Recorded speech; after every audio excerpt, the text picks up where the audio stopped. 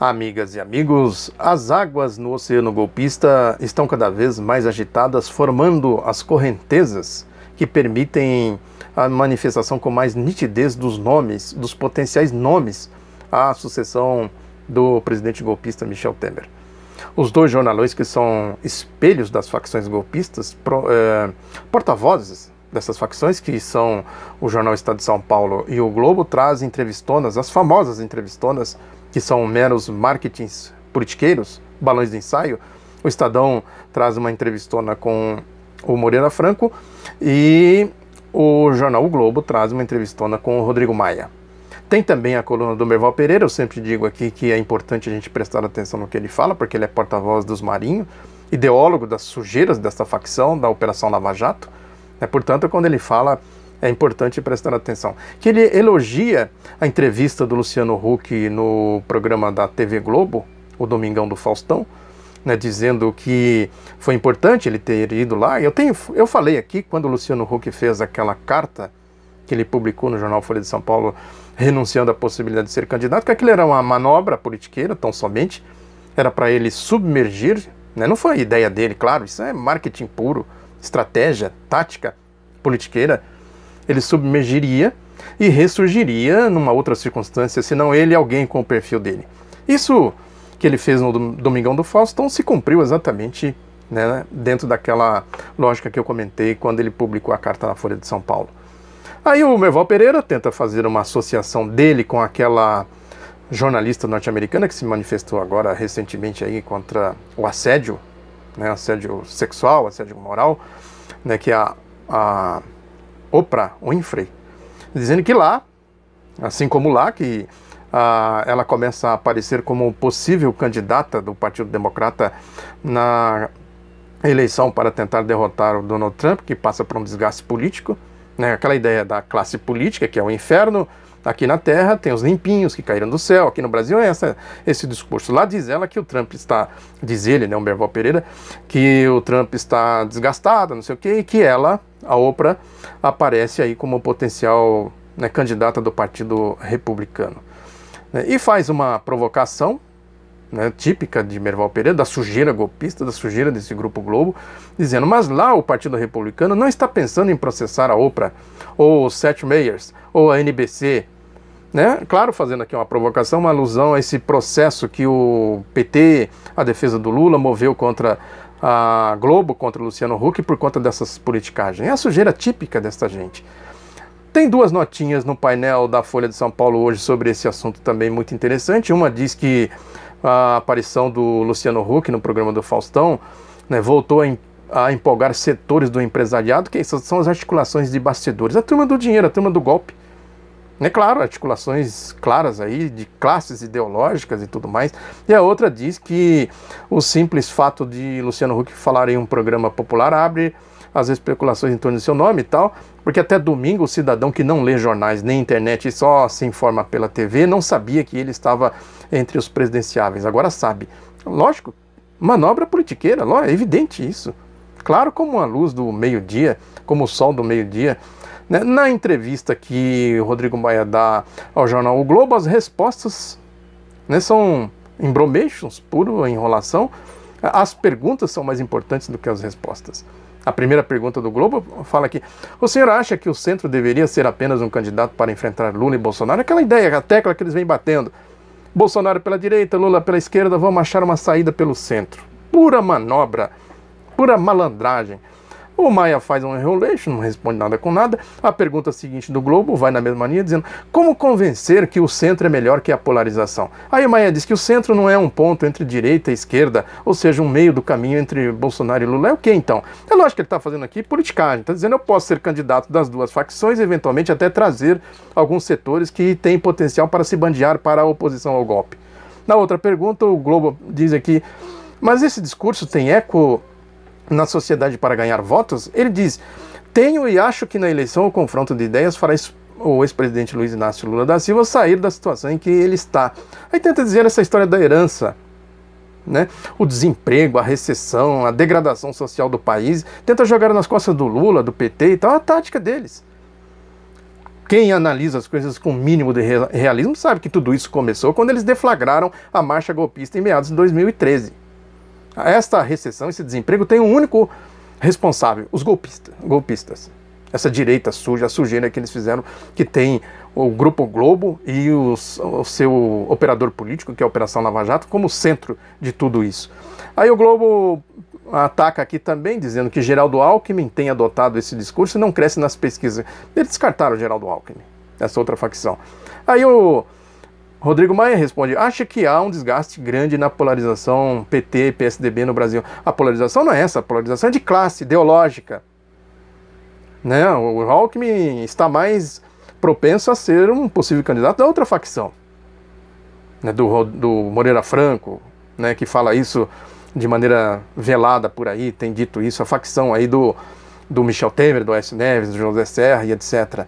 Né? Seria uma possibilidade. Eles não se bicam aqui, tem diferenças no estado de São Paulo, os tucanos, mas eles acenam com essa possibilidade. É isso, e o Rodrigo Maia, mais uma vez, manifestando aqui que ele pode ser o candidato das duas facções. Aí ele tem que deslocar o Meirelles, que o Meirelles também atua aí nesta faixa. O Meirelles, inclusive, deu declaração no Jornal do Estado de São Paulo, elogiando o Rodrigo Maia, querendo dizer: nós podemos fazer uma composição, tem uma ideia aqui, eu, você, não sei mais o que, dizendo que o Rodrigo Maia foi importante aí na aprovação da PEC 55, da reforma trabalhista, e está sendo no processo da reforma da Previdência. É o programa do golpe. Querendo dizer aqui o seguinte: o importante é o programa do golpe. Com este programa a gente unifica as duas facções. É isso que ele está querendo dizer aqui. Agora, na outra dimensão, na outra margem, na divisão das águas, as sujeiras também vão ganhando cada vez mais proporções oceânicas, que é a perseguição ao Lula, ao PT, à esquerda, esse ataque ao ciclo de governos democráticos e progressistas. A mídia toda bloca em torno disso, as facções blocam, a Operação Lava Jato bloca em torno dessa questão de a sujeira cada vez mais assintosa, né, contra o ex-presidente Lula, e tudo que ele representa. Não é só o ex-presidente Lula, tem falado aqui, a ideia Lula, a democracia, a soberania nacional, a integração social, o futuro do povo, o futuro do país, etc. A revista Veja ganhou mais uma ação aí contra a defesa do Lula. Vejam como tem um conluio em torno disso. Que foi aí uma sentença da juíza Aparecida Angélica Correia, da primeira vara criminal. Um ataque que a revista Veja fez ao Lula, ao PT e tal, que se baseou aí nos depoimentos, né, do doleiro Alberto Youssef e do ex-diretor da Petrobras, Paulo Roberto Costa, que foram eles são da Laia, da Operação Lava Jato, sobretudo o Alberto Youssef, sempre esteve junto com a Laia, Sérgio Moro, Deltan Dallagnol, Carlos Fernando de Santos Lima.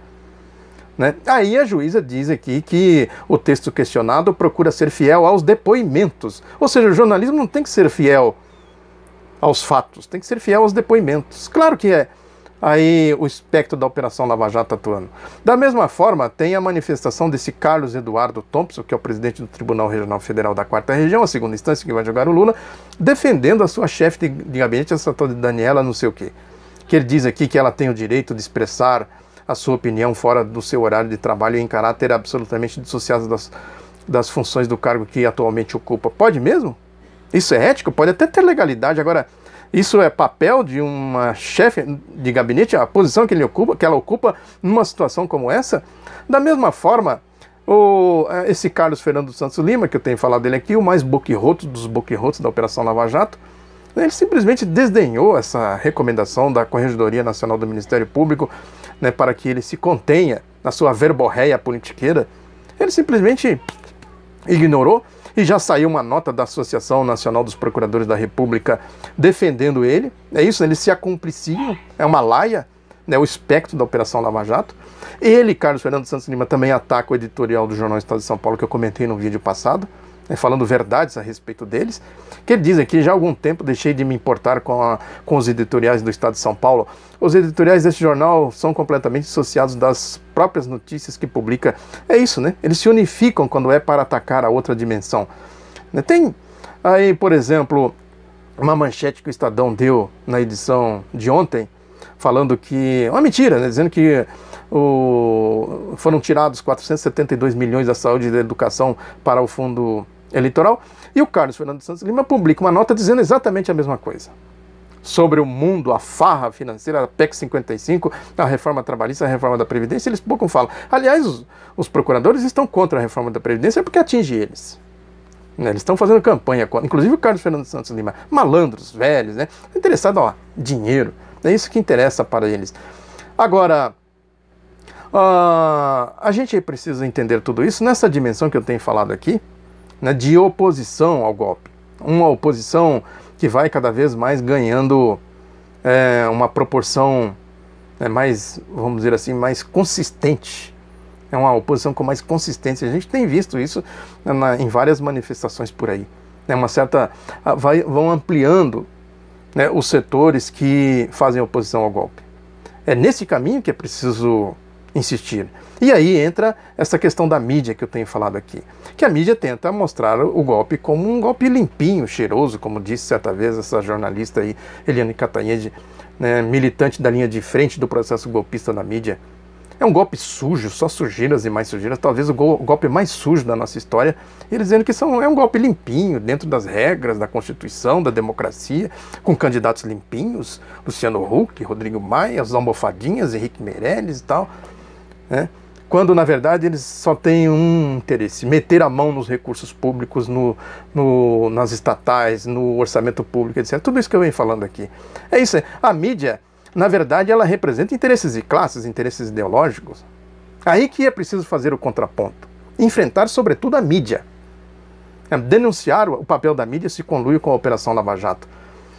A mídia é a verdadeira promotora, a verdadeira promotoria, o verdadeiro ente de acusação nesse processo todo aí contra o Lula, essa perseguição insana, covarde, né, que eles fazem ao ex-presidente Lula.